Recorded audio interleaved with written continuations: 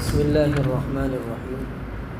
قرآن کا پیغام، پارہ نمبر 21۔ پچھلی امتوں سے عبرت حاصل کرو۔ سورہ روم آیت نمبر 9 میں اللہ تعالیٰ فرماتے ہیں، کیا یہ لوگ زمین میں چلے پھرے نہیں تاکہ وہ یہ دیکھتے کہ ان سے پہلے جو لوگ تھے ان کا انجام کیسا ہوا۔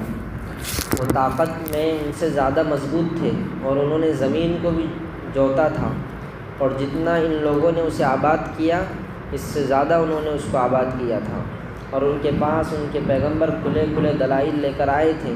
چنانچہ اللہ تعالیٰ تو ایسا نہیں تھا کہ ان پر ظلم کرے، لیکن وہ خود اپنی جانوں پر ظلم کرتے رہے۔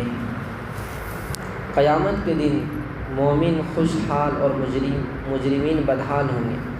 سورہ روم آیت نمبر 14 تا 16 میں اللہ تعالیٰ فرماتے ہیں، جس دن قیامت برپا ہوگی اس دن لوگ مختلف جماعتوں میں بڑھ جائیں گے۔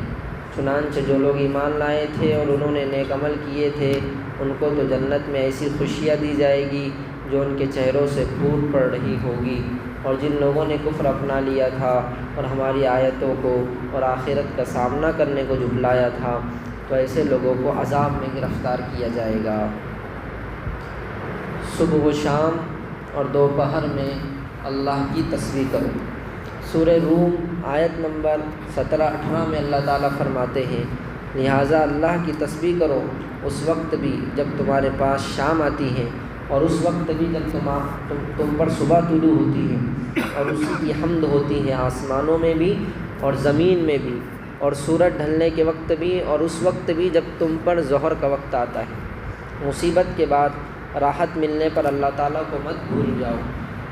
سورہ روم آیت نمبر 33-34 میں اللہ تعالیٰ فرماتے ہیں، جب لوگوں کو کوئی تکلیف پہنچتی ہے تو وہ اپنے پروردگار کی طرف متوجہ ہو کر اسی کو پکارتے ہیں، پھر جب وہ اپنی طرف سے انہیں کسی رحمت کا مزہ چکھا دیتا ہے تو ان میں سے کچھ لوگ اچانک اپنے پروردگار کے ساتھ شرک کرنے لگتے ہیں تاکہ ہم نے انہیں جو کچھ دیا تھا اس کی ناشکری کریں۔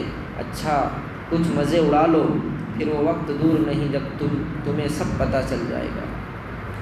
رشتہ دار، مسکین اور مسافروں پر خرچ کرنا بڑی بھلائی ہے۔ سورہ روم آیت نمبر 37-38 میں اللہ تعالیٰ فرماتے ہیں، کیا انہوں نے یہ نہیں دیکھا کہ اللہ جس کے لیے چاہتا ہے رزق کشادہ کر دیتا ہے اور تنگ کر دیتا ہے؟ اس میں یقیناً ان لوگوں کے لیے بڑی نشانیاں ہیں جو ایمان لائے، لہٰذا تم رشتہ داروں کو ان کا حق دو، اور مسکین اور مسافروں کو بھی۔ جو لوگ اللہ کی خوشنودی چاہتے ہیں ان کے لیے بہتر ہے اور وہی کامیابی پانے والے ہیں۔ سود سے مال گھٹتا ہے اور زکوٰۃ سے مال بڑھتا ہے۔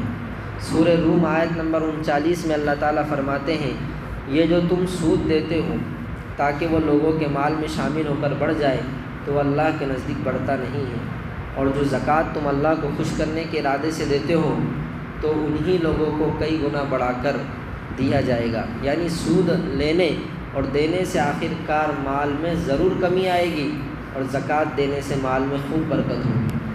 اللہ تعالیٰ کی بڑائی ہمیشہ باقی رہے گی۔ سورہ لقمان آیت نمبر 27 میں اللہ تعالیٰ کا ارشاد ہے، زمین میں جتنے درخت ہیں اگر وہ قلم بن جائے اور یہ جو سمندر ہیں اس کے علاوہ 7 سمندر اس کے ساتھ اور مل جائیں اور وہ روشنائی بن کر اللہ کی بڑائی لکھے، تب بھی اللہ کی باتیں اور اللہ کی تعریف ختم نہیں ہوگی۔ حقیقت یہ ہے کہ اللہ حکومت کا بھی مالک ہے اور حکمت کا بھی مالک ہے۔ 5 چیزوں کا یقینی علم صرف اللہ تعالیٰ ہی کو ہے۔ سورہ لقمان آیت نمبر 34 میں اللہ تعالیٰ فرماتے ہیں، یقیناً قیامت آنے کے وقت کا علم اللہ ہی کے پاس ہے۔